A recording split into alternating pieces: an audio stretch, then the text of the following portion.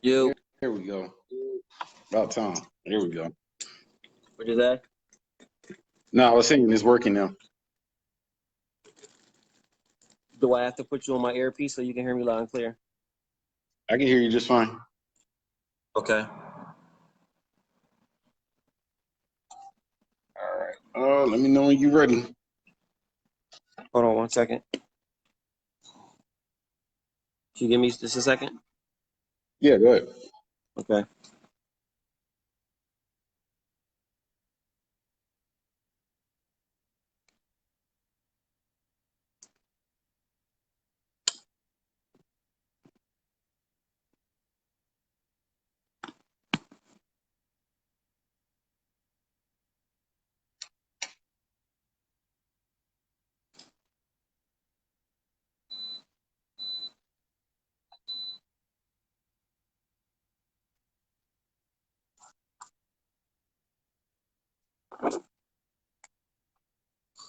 How you doing, good brother? Pretty good. How you doing? I'm doing good, man. I'm blessed. I'm blessed. All right. All right. So just to start this off, give us a little bit about your background. Well, I was born and raised in Philadelphia. Um, Born and raised in North Philly, actually. And raised by a two-parent home. Pretty, good family I was brought up with.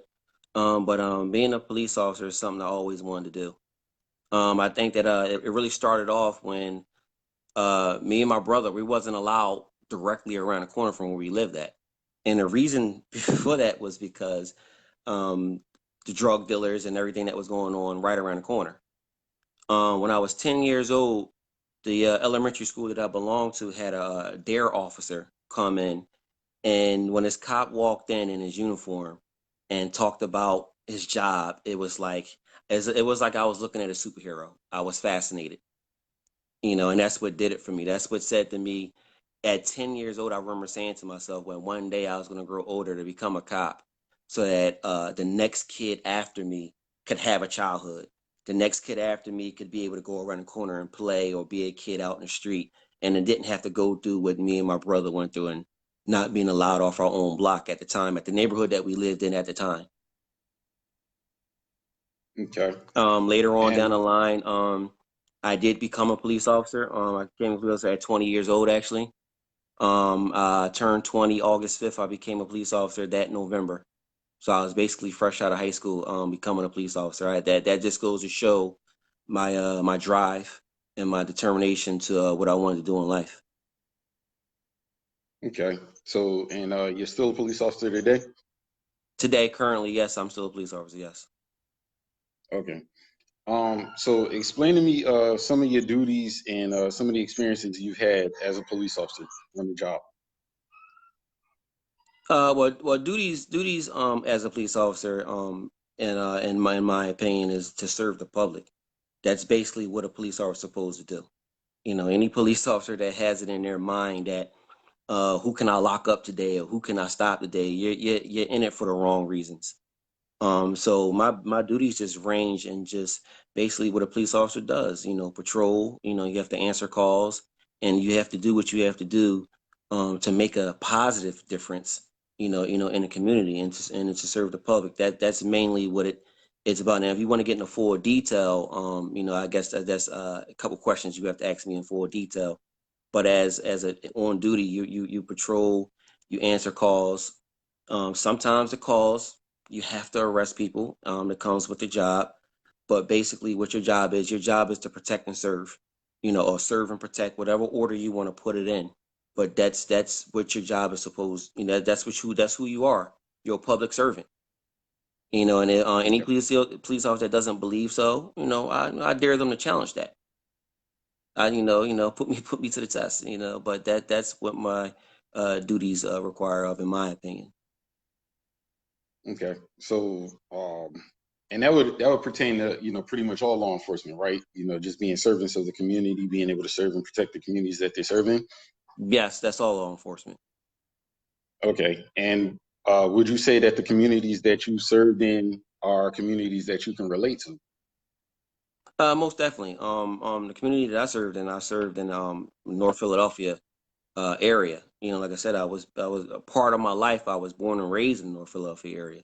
So the things that I saw and the people that I've come across, yes, I can relate to because I've seen it. I've seen it growing up. I'm not saying that I agree with everything, but I can relate to it. I do understand that some officers are not born and raised where I was born and raised. We're all from different backgrounds, all have different family backgrounds, but I definitely can relate to the things that I've seen, to the people. And I think that's what I don't think I know. That's what allowed me to be a better police officer, actually. That's what allowed me to, because I believe in community policing. A lot of officers don't believe in that. A lot of officers, when you say community policing, they hear that word and they hear that term, but they don't actually do it. You know, I feel as though if you're patrolling in an area and the corner store has not seen your face, don't know who you are. They might not know you by name, but they should know you by face at least. The barbershops, the local businesses, the crossing guard that's standing in the corner that's helping the kids after school, maybe the principals of the school. If these people don't know who you are, then you're not doing what you're supposed to do as a cop. And that's just like I Right. said, I dared somebody to challenge that because the job is not just about locking people up. It's about what you can do to kind of deter crime. And part of deterring crime is having a relationship with the community. Well, that's kind of hard to do when you got a lot of officers who spend the majority of their time sitting in their cars and just driving around. Um, it's it kind of goes against being proactive, and it kind of goes against interacting with your community if all you're doing is just driving by. If you're not getting out, if you're not walking around and saying hello to the individuals. And I've actually, and I want your opinion on this because I've actually met and worked with some law enforcement personnel who were Okay. afraid to get out and walk around in certain areas, who were afraid to do their job. And I'm not saying that that's all law enforcement. I'm just saying that I've had some experiences with certain law enforcement personnel who were afraid to get out and interact with people. Mm. Um, how can community policing take place if you have law enforcement personnel who are afraid to get out and interact with the community that they're supposed to be protecting? Question is, why are they afraid? Are you afraid of the job per se, or are you afraid of the people that you're coming across? Either or, either way, if you're afraid of the job or if you're afraid of the people that you're coming across, you don't need to be a police officer. And that's just facts. You don't need that uniform. You don't need to be out there because what's going to happen is you're going to be the police officer that's going to make a bad decision, and you did it based off of the fear. And then once again, fear of what? Are you afraid of the people that you're patrolling, that you're coming across every single day?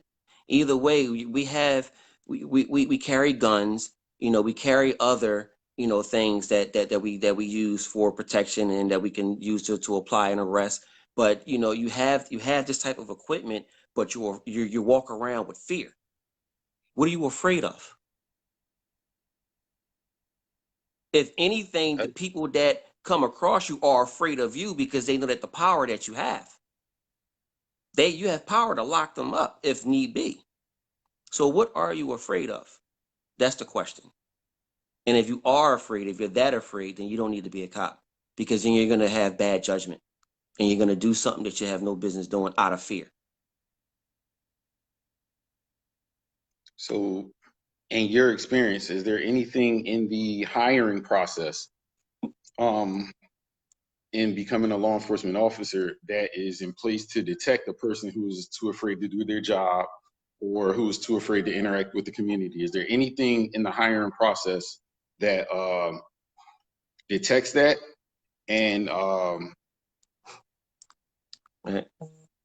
that is designed to weed out individuals who may be afraid to do their job or afraid to interact with people in the community? I understand what you're saying. No, there's no way to know that right away. There's no way. We do take a psychological exam, yes, but there's no way to determine from the psychological exam that we take to be hired at a police department to determine whether this person, would be in fear of patrolling a certain area. There's no real way of determining that. Pre-hiring, you only can decide that, or you only can see that when it comes out, if that person is put in an area to where as though they are afraid, like whatever they're afraid of, is a different question. But that comes with when you already have the job. In my opinion, there's no real way to even to decide that or determine that. If you was to put that on somebody pre-hiring, then you're prejudging them, during the hiring process. Because in all my years, I've not heard of one situation or one system that we have to show that yes, that this person is going to be afraid to be a cop. No, I've never heard of that. Okay, so what about during the, to my understanding, majority of police departments have a probation period and field training officer phase where they are somewhat put to the test and they're still on probation for at least up to a year with the majority of law enforcement agencies. Right. During that time frame, is it possible for law enforcement agencies to subject new recruits to the things that they're going to experience on their job to determine whether or not those individuals could be afraid of doing their job, afraid of interacting with people, or anything like that? Yes. Depending on the department that you're at, the probationary period varies. Some is 90 days, and some departments you go to, it's a whole year. Within that time period, you do ride with field training officers. They evaluate you, they do paperwork on you, and report to superior officers. I don't know whether it's daily or weekly about your performance and what they believe, what they see. And I guess it just at the end of your probationary period, you do it. You're supposed to do another interview with a higher ranking officer, and they go from there on what they believe on whether your probationary period should be extended or rather you just don't see fit to be a police officer. Some people don't make probationary period. It's very rare, from my knowledge and my experiences in law enforcement. It's very rare. I have seen people's probationary period be extended. I have seen that, but it's very rare that people don't make probationary periods from my experiences. I've heard of it has happened. I've seen it happen with officers, yes, but that's not something that happens every single day.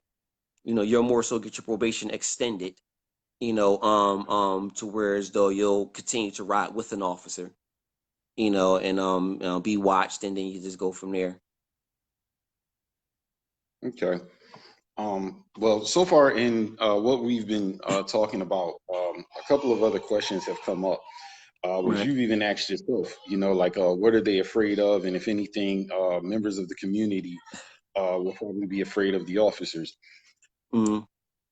So a couple of other questions have come up due to that. So one of my questions is, um, because I know that right now in the current environment with things that are going on in the U.S. and have been going on in the last couple of years, Mm-hmm. um, or that has been brought to light in the last couple of years, it's actually been going on for some time, Right. that relations between law enforcement and members of the community is actually not at its best right now.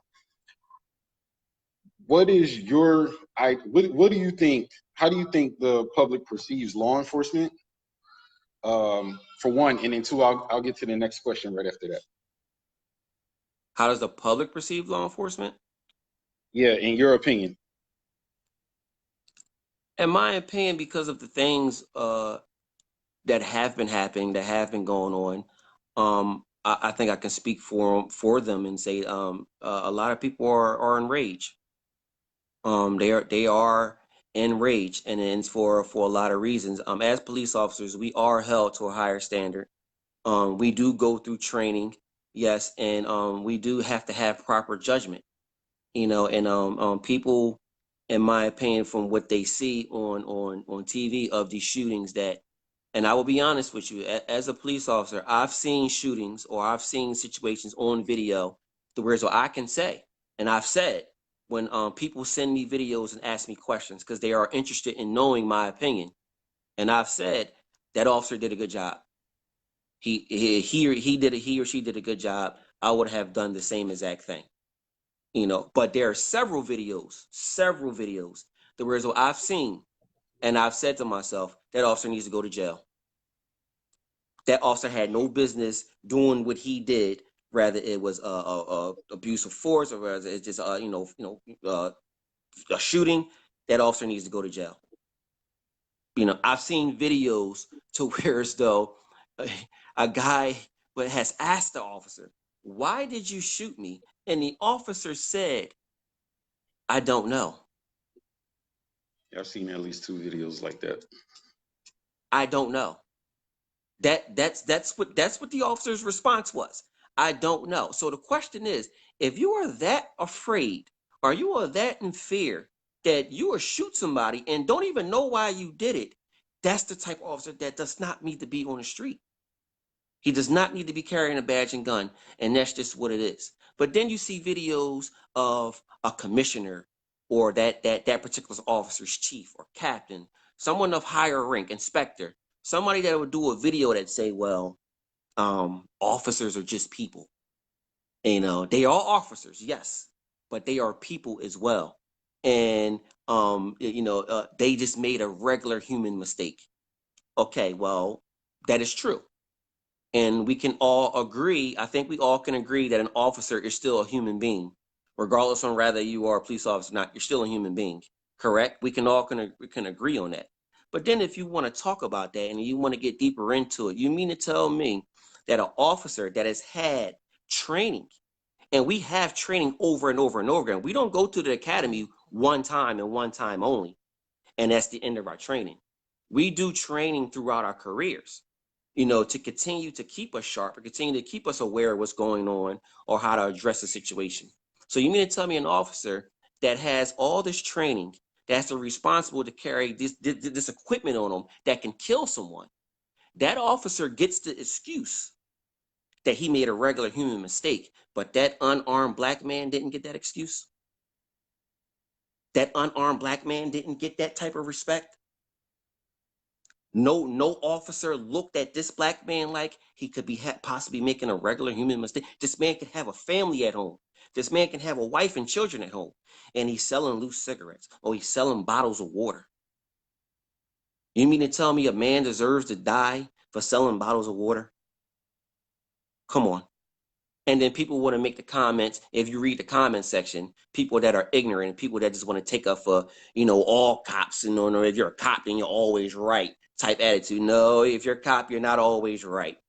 Because what people don't know is, it's not a cop's job to tell somebody to move along if they don't have a license to sell water. Actually, what has to happen is you have to contact license and inspection. And then when license inspection comes out and tell that person to move along, then you can intervene as a police officer and say, you know what, get up out of here. License inspection prove that you don't have a license, get up out of here. That's how it really works.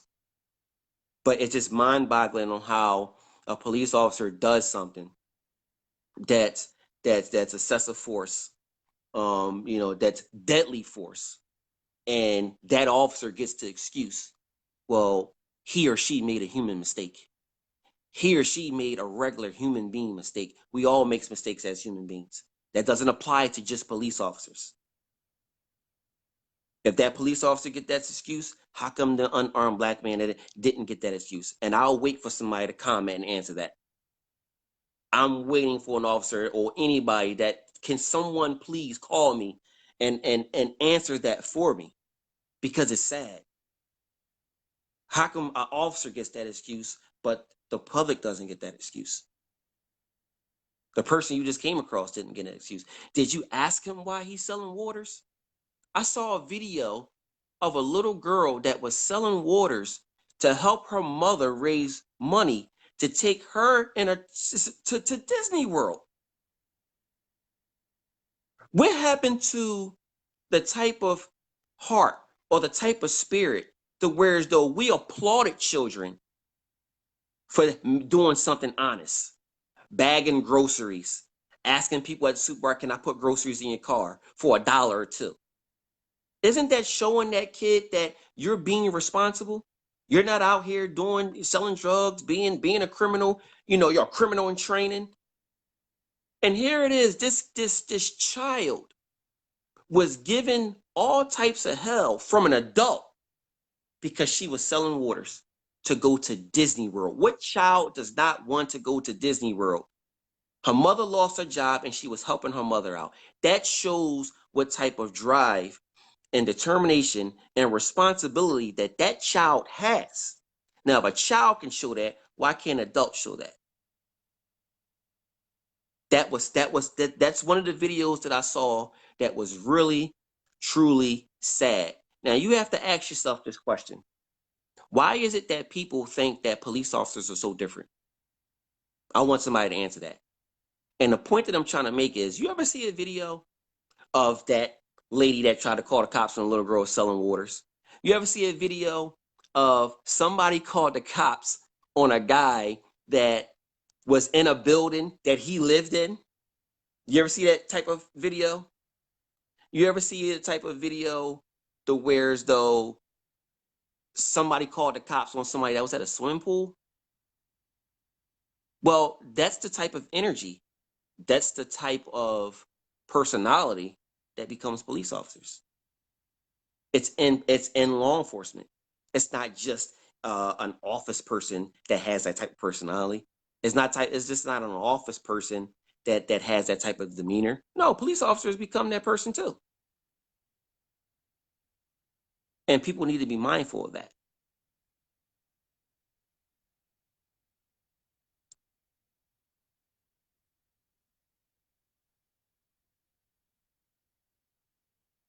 Did the video stop?